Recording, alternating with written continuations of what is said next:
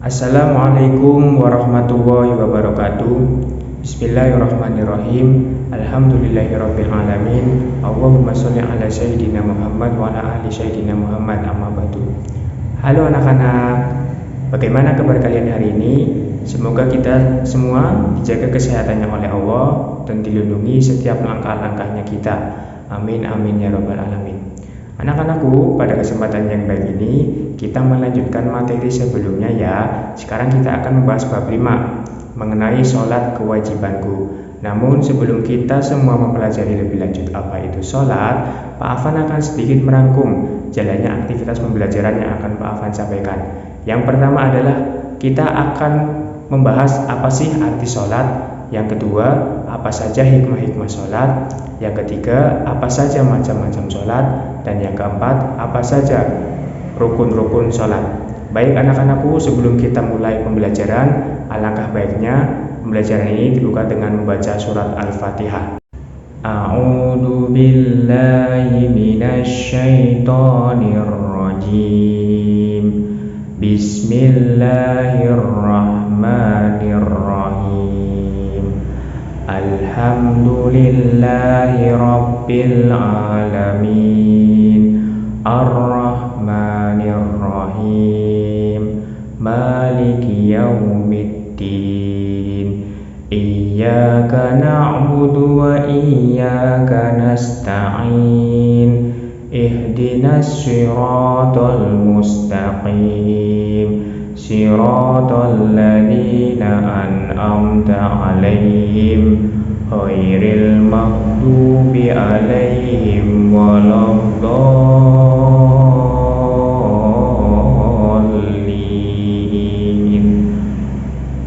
Alhamdulillahirabbil alamin.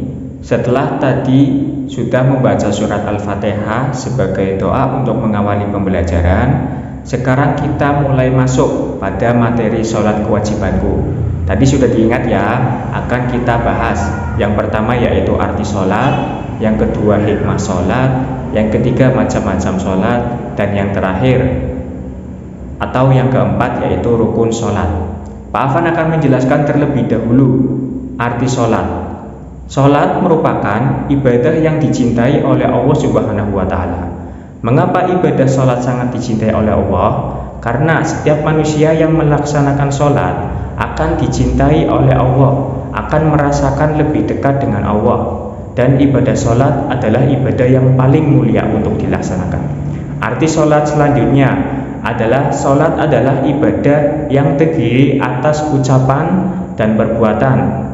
Mengapa sholat disebut juga terdiri atas ucapan dan perbuatan? Karena setiap melaksanakan sholat itu, kita selalu mengucapkan dan melaksanakan tahap demi tahap. Itu yang dimaksud sholat terdiri atas ucapan dan perbuatan. Arti sholat yang selanjutnya adalah sholat merupakan ibadah yang diawali dengan takbiratul ihram dan diakhiri dengan salam. Seperti contoh, takbiratul ihram berarti Allahu Akbar sampai dengan diakhiri salam Assalamualaikum warahmatullahi. Setelah kita membahas mengenai arti sholat, yang kedua adalah hikmah sholat. Terdapat 5 hikmah sholat. Berikut hikmah mengerjakan sholat. Yang pertama, wujud rasa syukur kepada Allah Subhanahu wa Ta'ala atas segala kenikmatannya. Kenapa dikatakan hikmah sholat yang pertama yaitu rasa syukur kepada Allah Subhanahu wa Ta'ala atas segala kenikmatannya? Karena kita melaksanakan sholat benar-benar merasakan nikmatnya yang sangat banyak dan membuat kita semakin bersyukur atas apa yang telah dilimpahkan oleh Allah untuk kita. Yang kedua, mencegah perbuatan keji dan mungkar. Nah, yang kedua ini hikmahnya adalah kita ketika sudah melaksanakan sholat ada poin plusnya tersendiri. Di antaranya yaitu tadi mencegah perbuatan keji dan mungkar. Orang yang sholat pasti terhindar dari perbuatan keji dan mungkar. Yang ketiga, hati dan jiwa menjadi tentram. Mengapa demikian? Karena setelah kita melaksanakan sholat, hati kita akan merasakan kenyamanan, ketentraman, dan dibaluti dengan rasa kebahagiaan. Yang keempat, melatih pembinaan disiplin diri. Yang kelima, membina kebersamaan, persaudaraan, dan persatuan. Itulah 5 hikmah apabila kita melaksanakan sholat. Anak-anakku, setelah kita membahas hikmah sholat, kita akan beranjak ke macam-macam sholat. Nah, macam-macam sholat ini terbagi menjadi dua. Yang pertama yaitu sholat fardu dan sholat sunnah. Sholat fardu itu apa sih Pak Afan? Sholat fardu itu terdiri atas dua kata, sholat dan fardu. Sholat artinya ibadah, fardu artinya wajib. Jadi sholat fardu adalah sholat wajib. Sholat fardu terdiri atas sholat subuh, zuhur, asar, maghrib, isya. Sholat fardu disebut sholat 5 waktu. Adapun pelaksanaannya antara lain yaitu sholat subuh dikerjakan 2 rakaat. Waktu pelaksanaan sholat subuh semenjak terbitnya fajar hingga matahari belum terbit. Sholat zuhur dikerjakan 4 rakaat. Waktu pelaksanaan sholat zuhur ketika matahari telah condong ke barat dan bayangan seseorang sama dengan tingginya, serta selama waktu sholat asar belum tiba. Sholat asar dikerjakan 4 rakaat. Waktu pelaksanaan sholat asar selama matahari belum menguning. Sholat maghrib dikerjakan 3 rakaat. Waktu pelaksanaan sholat maghrib selama awan merah belum menghilang. Dan yang terakhir, sholat isya dikerjakan 4 rakaat. Waktu pelaksanaan sholat isya hingga tengah malam. Anak-anakku, setelah kita membahas sholat fardu, nah yang kedua adalah sholat sunnah. Sholat sunnah adalah sholat yang hukumnya sunnah. Artinya, apabila sholat dikerjakan akan mendapatkan pahala. Apabila tidak dikerjakan tidak mendapatkan pahala dan tidak berdosa. Nah, anak-anakku, adapun beberapa contoh sholat sunnah. Yang pertama, sholat rawatib. Waktu pelaksanaan sholat sunnah rawatib adalah 4 rakaat sebelum asar, 4 rakaat sebelum dan setelah zuhur, 2 rakaat sebelum dan setelah maghrib, 2 rakaat sebelum dan setelah isya, dan 2 rakaat sebelum subuh. Yang kedua, sholat tarawih dilaksanakan ketika setelah sholat isya pada saat bulan Ramadan. Dan yang ketiga, sholat id dilaksanakan ketika umat Islam merayakan Hari Raya Idul Fitri dan Hari Raya Idul Adha.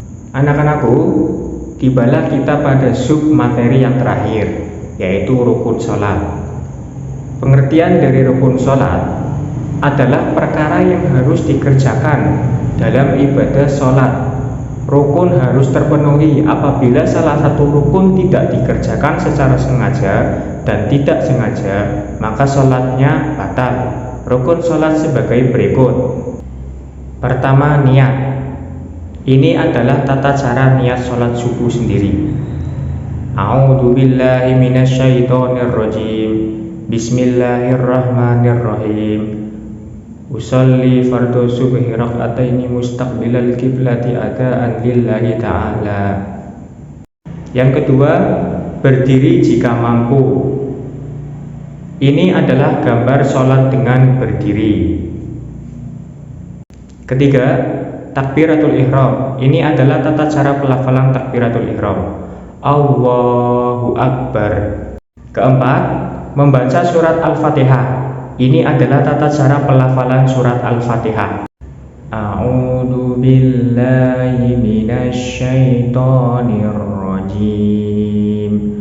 Bismillahirrahmanirrahim. Alhamdulillahi rabbil alamin. Ar-Rahmanir-Rahim. Maliki yaumiddin. Iyyaka na'budu wa iyyaka nasta'in. Ihdinas siratal mustaqim. Siratal ladzina an'amta 'alaihim ghairil maghdubi 'alaihim waladdallin.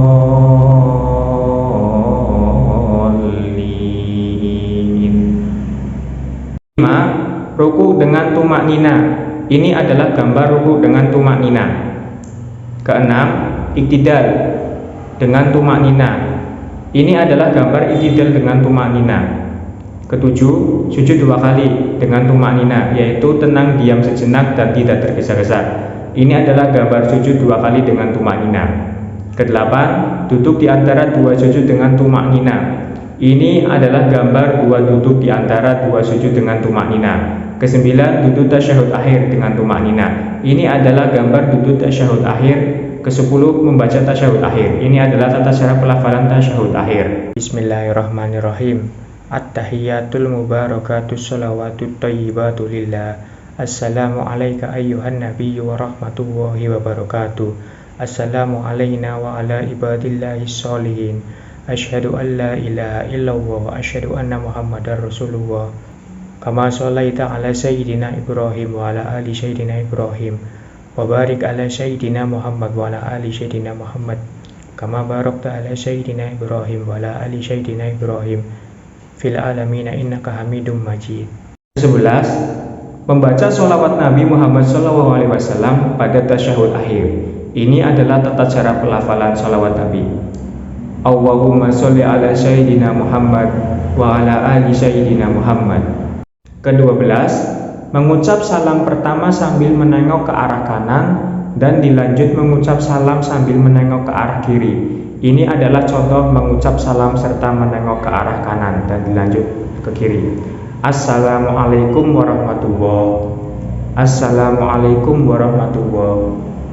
Baik anak-anakku, kita telah selesai membahas mengenai arti sholat, hikmah sholat, macam-macam sholat, dan rukun sholat. Semoga apa yang Pak Afan sampaikan menjadi manfaat untuk kalian. Amin amin ya robbal alamin. Sebelum Pak Afan tutup, Pak Afan memohon maaf apabila dalam penyampaian materi ada kesalahan kata dan mungkin menyakiti hati anak-anak semua. Pak Afan mohon dimaafkan. Sekian, wallahul muwaffiq ila aqwamit thoriq. Wassalamualaikum warahmatullahi wabarakatuh.